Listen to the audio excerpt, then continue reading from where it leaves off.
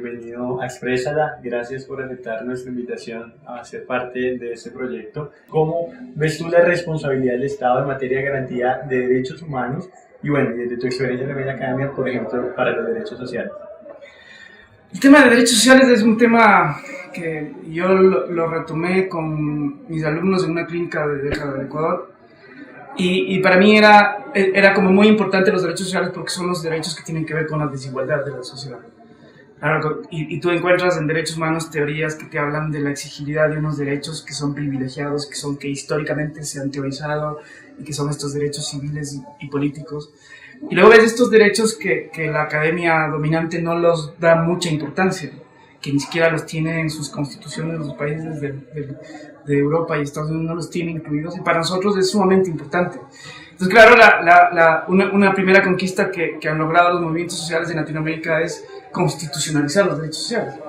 Pero el gran déficit que tenemos nosotros es el cómo protegerlos. De ahí, por ejemplo, esta corriente latinoamericana de litigio de interés público, de litigio en derechos sociales, es tremendamente importante. Y ahí hay muchas dificultades. Entonces, la una es que no hay teoría adecuada, la otra es que los jueces no tienen la formación suficiente ni tampoco tienen, digamos, la capacidad receptiva para poder ver que el problema de educación, el problema de la pobreza, el problema de la desnutrición, de la mortalidad infantil es un problema jurídico, cuando te ven todo con categorías civilistas. Y el otro problema que es terriblemente grave es que es tan ancestral, digamos, la desigualdad en nuestros países, que los titulares de los derechos, los grupos humanos que sufren la pobreza, que sufren la violación de derechos sociales, no se ven como tales y no comparecen o sea, no van espontáneamente a un abogado o abogada. Entonces, claro, tú tienes que estar trabajando con todos estos campos, tienes que buscar teoría, y además muy creativa, que no la encuentras en los textos de forma clara, aunque ahora últimamente ha habido teoría importante. La otra es que tienes que hacer argumentos persuasibles con los jueces y tratar de despertar e introducir nuevas categorías para poder resolver otros problemas que no eran considerados como jurídicos.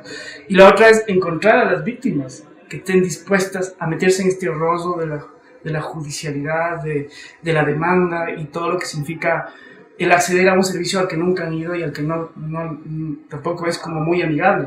Entonces, todos estos problemas, claro, la idea es enfrentar esos problemas y tratar de que los derechos sociales y el derecho tenga sentido en transformar las prácticas y lograr transformar una sociedad, aunque sea de instrumentos, aunque sea a través de la exigibilidad de casos o situaciones muy concretas, ¿no?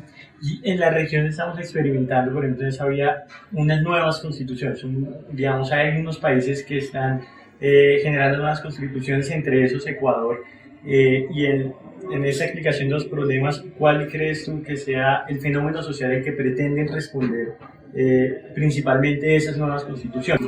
Yo creo que bueno, el fenómeno es complejo y puedes encontrar diferencias en la región. Pero sin embargo puedes encontrar grandes semejanzas entre todos los países. Y yo creo que hay además es una corriente evidente que se va como expandiendo de instituciones que se van haciendo comunes, como por ejemplo el control de constitucionalidad y jueces que controlan la constitucionalidad de las leyes y la constitucionalidad de los actos públicos a través de las acciones de tutela o de protección. Pero yo creo que hay dos fenómenos que han llevado a esta ola de constitucionalismo latinoamericano y el uno yo creo que tiene que ver con la deslegitimación de la institucionalidad que tenemos. O sea, es evidente que el Estado no ha logrado responder a las necesidades de la gente y además es un Estado en el que nadie cree. Entonces Ecuador es un ejemplo quizás el más patético de la región. Tú tienes ahí 8 presidentes en 10 años, todos han salido por, además la consigna de que se vayan todos, que los escuchas desde Argentina, en Ecuador, todo lado, cuando ahí está, que se vayan todos porque nada funciona, y nada funciona porque el Estado no está dando respuestas, ni tampoco satisface a la necesidad de la gente. Esa es la una. Y la otra respuesta que tiene que ver con esa generosidad en la proclama de derechos que comienza Brasil y Latina, y Ecuador creo que es el ejemplo más reciente y también de demostración de la generosidad de derechos que está ahí, es que la desigualdad es evidente.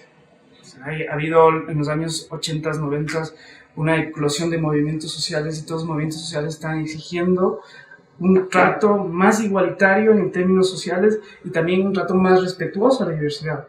todas esas dos demandas, la adicional no funciona y necesitamos nosotros que nos atiendan nuestras necesidades a través del reconocimiento de derechos, que es la forma jurídica de manifestar esa necesidad. Todo eso hace que ha habido estos movimientos. Y a mí me parece que hay una característica importante entre el constitucionalismo contemporáneo de la década pasada y de este comienzo del milenio, es que estas reformas constitucionales, a diferencia de lo que ha pasado en nuestra historia constitucional, han sido dentro de un proceso democrático y muchas de ellas aprobadas en un referéndum, cosa que nunca en la historia ha pasado.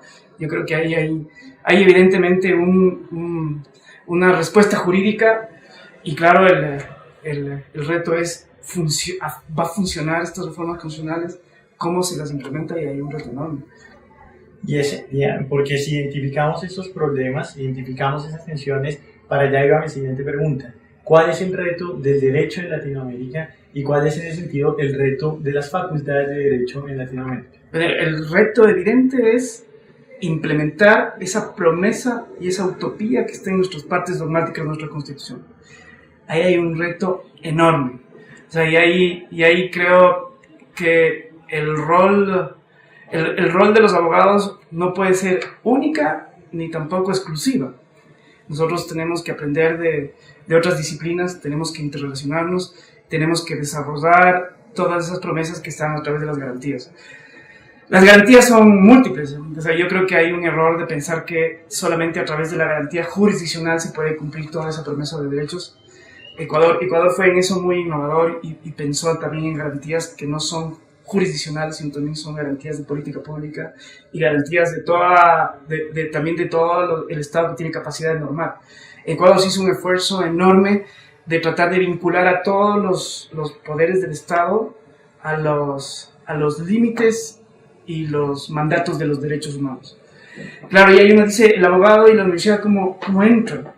Si tú lees cualquier literatura que se ha escrito sobre la enseñanza jurídica en toda la región, desde México hasta Argentina, tú vas a ver que siempre los abogados hemos estado atrás de las decisiones políticas y hemos siempre estado atrás de los movimientos sociales.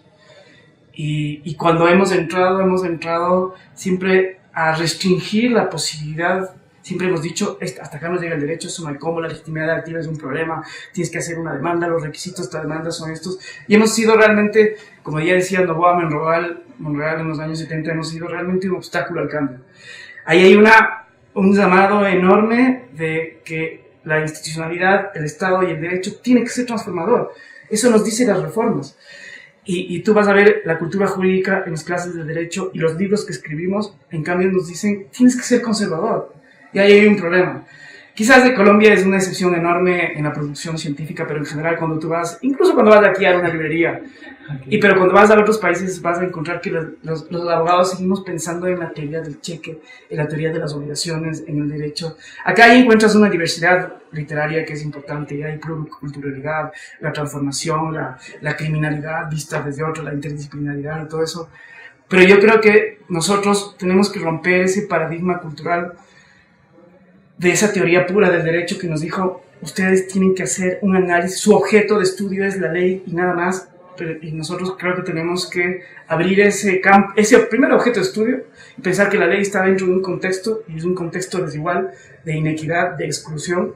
Y segundo, al abrir el contexto, el método exegético que enseña la universidad clásica no es el único, aunque no hay que descartarlo, pero no puede ni debe ser el único. Entonces tenemos que aprender métodos de las ciencias sociales, de la antropología, para que esa brecha que existe entre la realidad y la norma jurídica sea cada vez más corta y que, en otras palabras, el derecho sea eficaz, cosa que Bobbio decía, eso es de la sociología jurídica, ni siquiera jurídica.